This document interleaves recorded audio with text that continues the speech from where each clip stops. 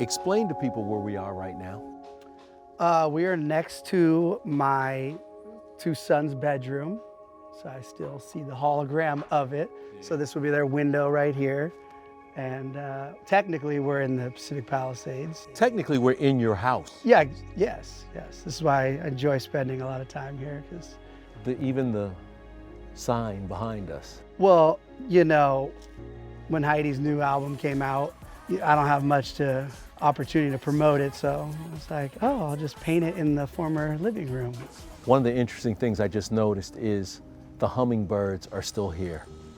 And is that kind of a sense of normalcy for you to have the hummingbirds here? Because you did so many beautiful things with the hummingbirds. That was when, after the fire, when I would come back here, there was like 3 hummingbirds that survived because I had 1,000, so I knew 3 lived. And so that's been, just the sound just takes me back to that frequency of paradise.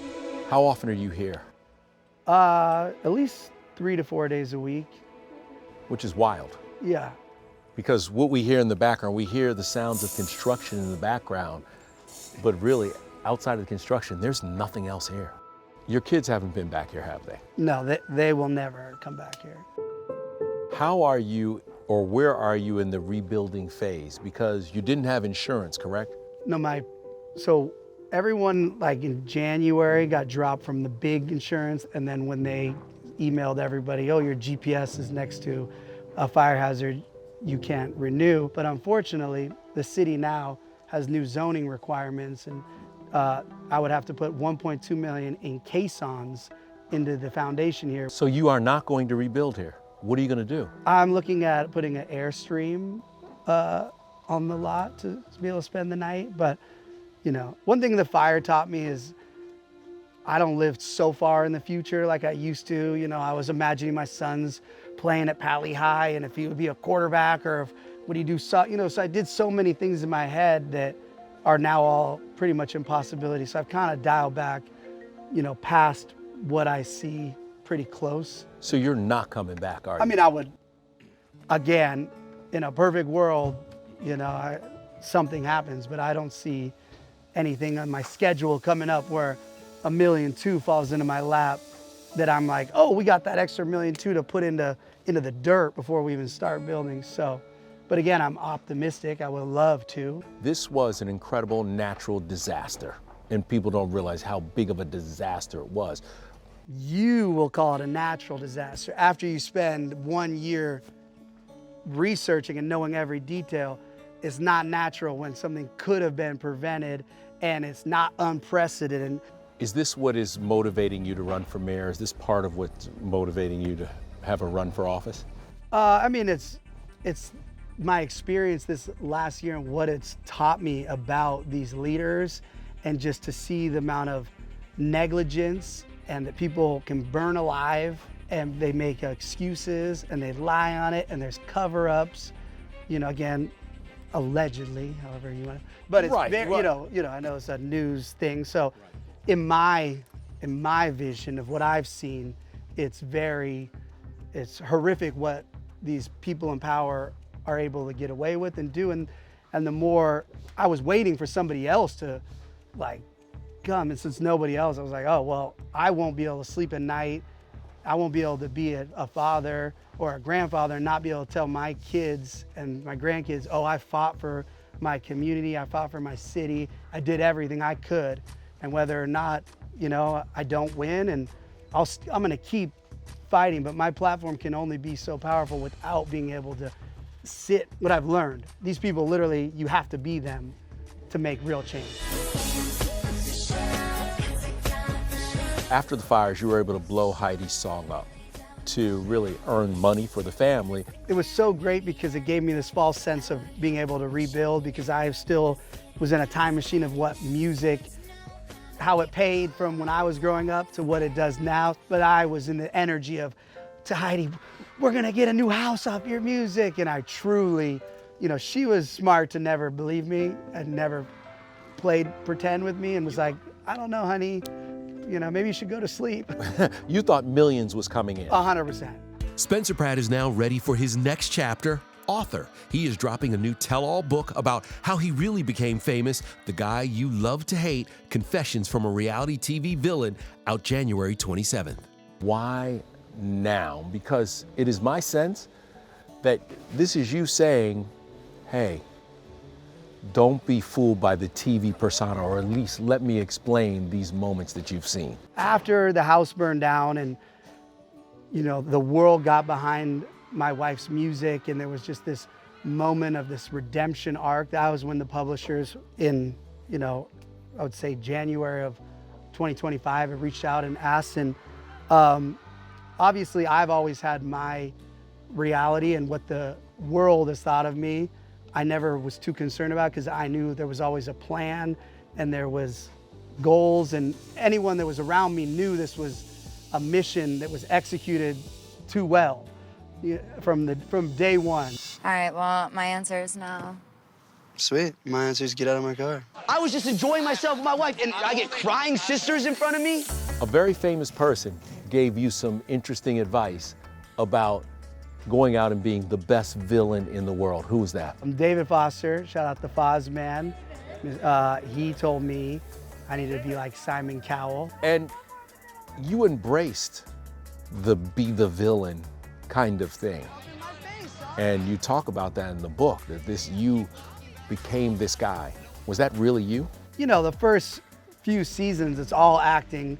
And by the time you're towards the end, it blurs the line. And then, you know, it goes too far, and the performance has now become reality. So I definitely, you know, took it, you know, it got real, you know, just because you start feeling that negativity and you internalizing it, and then you project that, and so. The rest is still unwritten. There are some infamous moments that you talk about in the book. One of those moments is you talk about your relationship with Lauren Conrad and how it came about and how it ended. And that also, you weren't really the person who leaked the rumor about the sex tape, that there were lots of people talking to Perez Hilton and other people about that sex tape, right? Well, thankfully, Perez kept very good notes that he was able to, you know, go back to.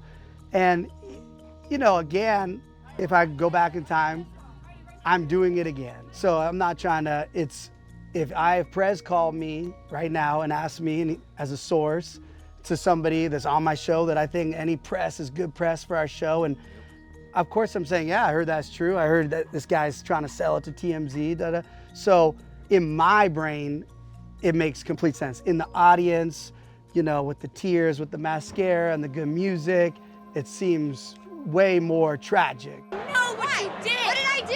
You started a sick little rumor about me. But it sounds like what you're saying is that it worked because it heightened the eyeballs and the attention on the show. Oh, 100%. And that was my problem at being a real person on a TV show, is I was chasing ratings bonuses. And they made the ratings bonus just enough where you gotta be close to crazy to get that $1 million. Did you get, though, a nice little chunk of change to make a phone call during that time? Correct. I think the fake phone call to a producer, that even she's now gone on shows and validated that she wasn't on the call. I think they paid like $115,000 to just call a producer and be like, really sorry or whatever. So they gave you $115,000 to make that call? Yeah, and I would take that call right now. I would FaceTime that call right now. I think a lot of people don't understand that era, how much strategy it took to be on covers of tabloids, to have hit ratings. And, you know, I would love for this book to be taught at USC Film School one day. And that's more of why I love the book, because it really is a piece of the entertainment history. Speaking of history, Kris Jenner came to you and said, do for me what you're doing for the Jenner boys? So I won't give myself too much credit. At the time, Brody and I had a Fox television show, and you can see Courtney and Kim come to our pool party, and you can watch their eyes sparkle and glimmer as they see their future of having their own show. Kris Jenner calls me, and she was like, oh, you guys should do what you're doing in Malibu with our family in the valley. And Brody and I just start laughing. We think it's so funny, like, what are we gonna do in the valley? You know, I've thought about this 1 billion times, obviously, and I've come to the conclusion that without Ryan Seacrest and his first look deal with E and Kiss FM, I don't think Brody and I make Keeping Up with the Kardashians. It was a magical lightning in a bottle for that path. So yes, that call happened, and I've thought about it 1 billion times, but I don't think I missed out on the multi-billion-dollar franchise. I've accepted that wouldn't have actually happened. You say villain, some people say jerk. I mean, Tomato, tomato. So you have a famous interview with Al Roker where you're like, no, this is the thing. That was me. This is who I was. Was that really you? Because you two were so over the top. So again, when the president of NBC, Ben Silverman, came to us with that show, he told us we'd be in a hotel, we could quit right when we got there. He was just gonna use us to get a little boom action. So we're all in for that. When we get there, and I started saying, I'm a celebrity, get me out of here, and nobody's coming and getting me out of here, and we're on day 3 of that. And next thing you know, they got me in the medic tent, and they're dosing me with anti-anxiety things, which aren't doing anti-anxiety at this point because I'm dehydrated, I'm not eating, and I'm also very angry. So yes, I'm still always trying to make a hit show because I look at myself as like a television mercenary, and but of course the plot goes sideways when outside factors. You don't know who you're talking to. I don't calm down. You don't know who you're talking to. Al, I'm ashamed of my performance, but if I'm trying to get cast on the next jungle show, I gotta own it up and just take the L's, they would say, and just be like, oh yeah, it's great. That was the mindset. So what would you say to Al today? What would you say to him? How's the weather? Don't you understand that most of America believed that you were who they saw on television? No, because I was so deep in it and it felt so fake and it looked so stupid. To me, it felt like pantomime, like this over-the-top, dumb villain, But that was a shocking moment. I was like, oh my God, this is getting real now. Are you done with reality TV, or do you still want more? I'm actually going to be starring in a movie that with James Franco. I'm the co-lead with him, so I'm shooting that in the end of March. So that's going to be my first movie. So that, who knows, maybe I'll become a movie star. You're crossing over to the legit side. Yes, so yeah, where I'll be taken seriously. I'm so thankful for The Bold and Beautiful for bringing me back. And they wrote a character that I can continue coming back as Rich. It's my character, Rich, the tech billionaire. Ladies, you're both invited to our Enlightenment Festival. That was a lot of fun to be on like a set like that with the historic history and, seeing how those type of shows do versus the unscripted shows. Very different. If you could go back, is there anything you regret? No, because I used to have so much regret, but now after writing the book and spending the audiobook and having to relive everything out loud, you realize everything you did and went through, you're here now, and I have all these lessons. And I used to not want to have kids because I was like, oh, I was ashamed about all these things. And now I look at it as I have so much what not to do type of lessons I can pass to my kids. I think most people that are aware of me now have seen that I've lost everything, and my only fight has been for my family and my community. So at this stage, I'm pretty sure people understand me more. And what I would say to take that away, to circle it back, is once you do lose everything, you truly know just like your family is all that matters, and the people that care about you